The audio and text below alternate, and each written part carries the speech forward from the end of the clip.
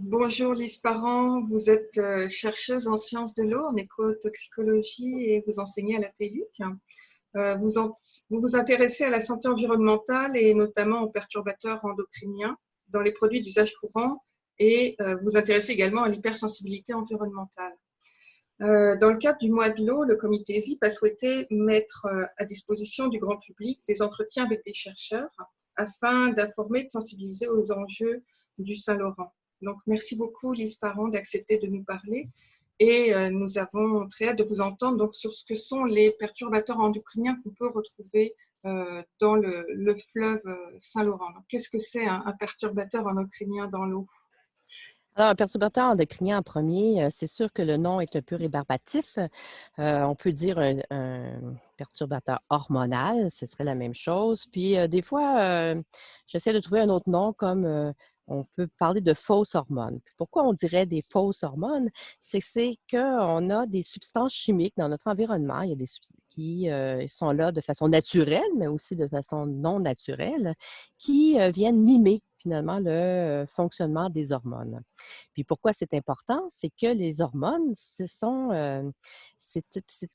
font partie du système hormonal. Ce sont des petits messagers qui se promènent d'un organe à l'autre et puis qui viennent apporter des messages pour faire fonctionner le corps de façon optimale, puis garder un équilibre dans tout ça. Par exemple, je donne toujours souvent l'exemple de la température interne du corps. Alors, 37,2 à peu près de température interne, c'est quand même assez spécial qu'il fasse moins 40 comme il fasse plus 40. Je ne connais pas, moi, de thermostat dans une maison qui soit aussi performant que le thermostat interne qu'on a, qui est géré justement par toutes ces hormones-là. Ces hormones-là aussi sont responsables de toutes sortes de processus physiologiques, que ce soit au niveau de la gestion des graisses, des sucres, que ce soit au niveau de l'anxiété ou que ce soit du stress. Alors, c'est tout ce système-là qui est géré. Alors, on peut imaginer qu'une petite substance chimique qui a une apparence finalement d'une hormone vienne compétitionner au niveau des glandes, au niveau des cellules avec les hormones naturelles, puisse entraîner des problèmes. Puis la situation qui est particulière avec les perturbateurs endocriniens par rapport peut-être à d'autres toxiques, c'est que ces substances-là peuvent avoir un effet sur l'individu. C'est souvent des effets à long terme.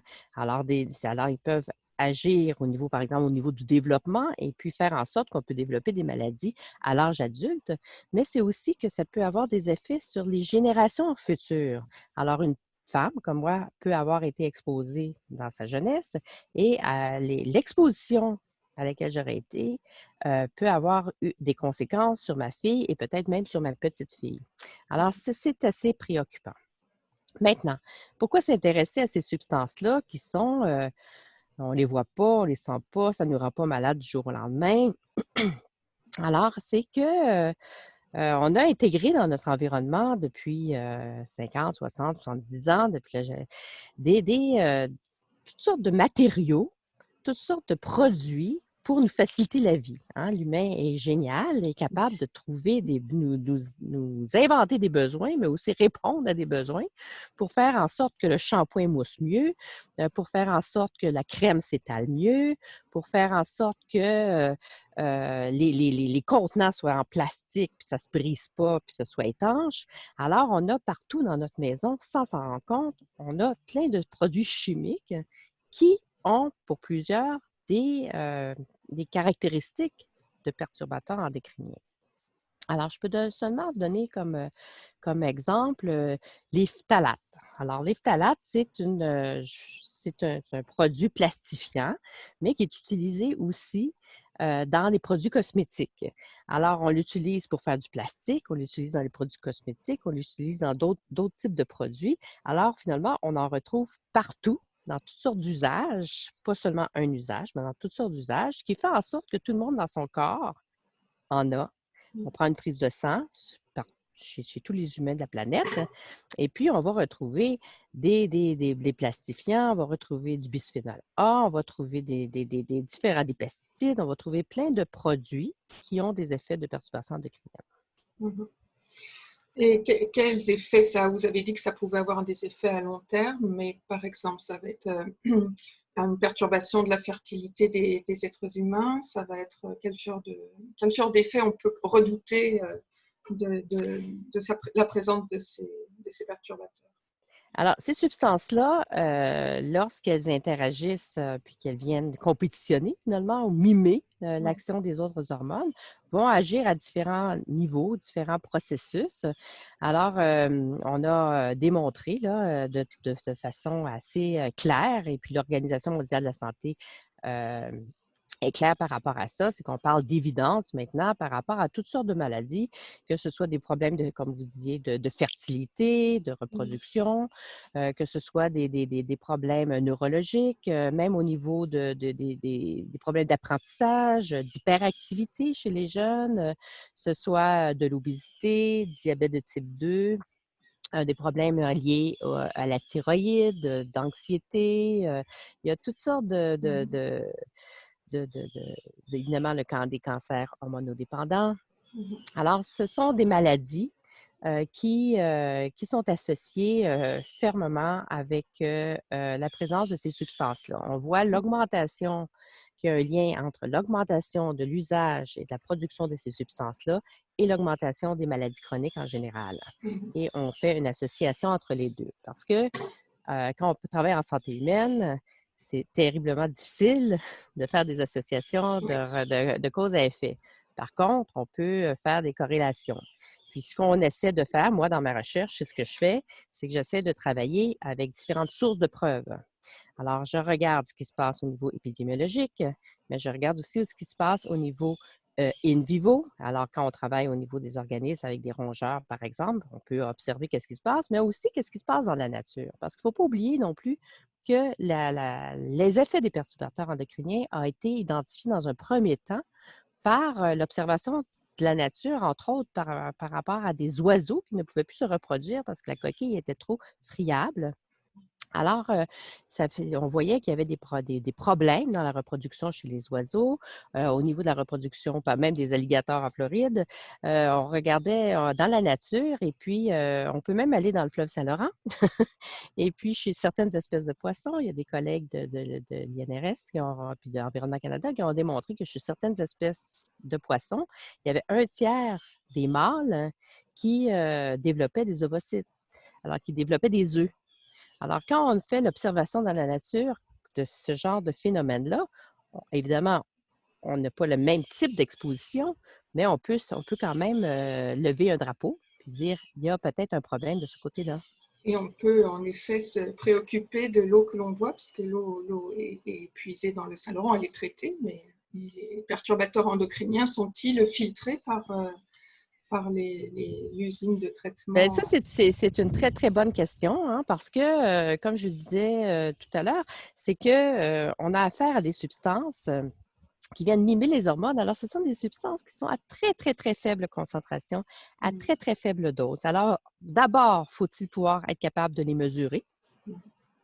Et puis, une fois si jamais on est capable de les mesurer, est-ce qu'effectivement, ils sont retenus par les systèmes Mm. de traitement d'eau potable?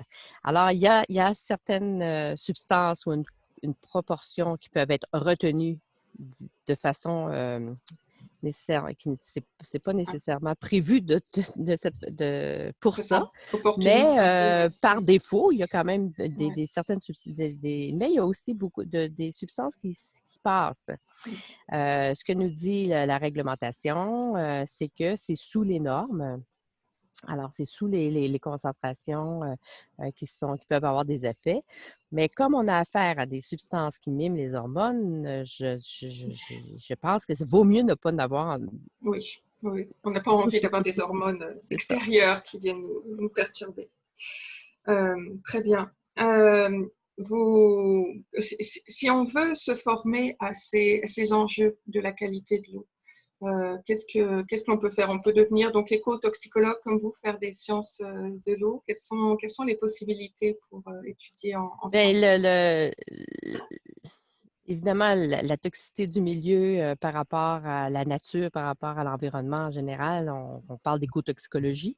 Hein, Mhm. on a un organisme qui a été créé au Québec, qui s'appelle Écotoc, qui regroupe les scientifiques de 11 universités au Québec qui travaillent sur la source des substances toxiques, leur devenir dans l'environnement et leurs effets.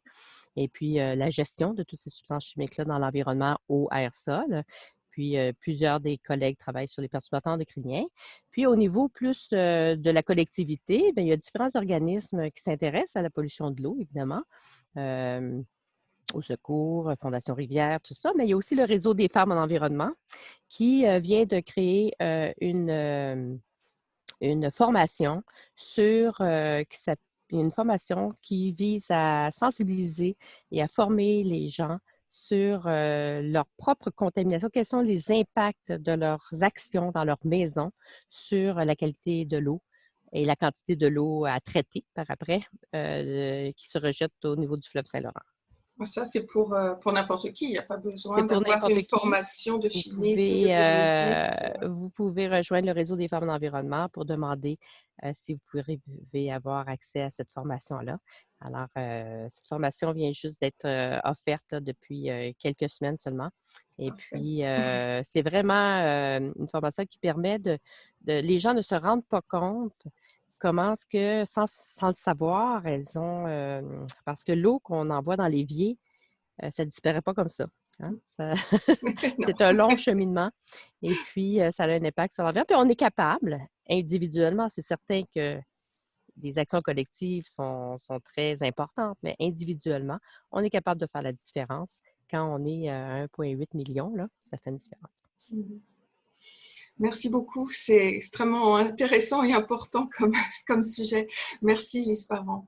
Au Ça me fait revoir. plaisir.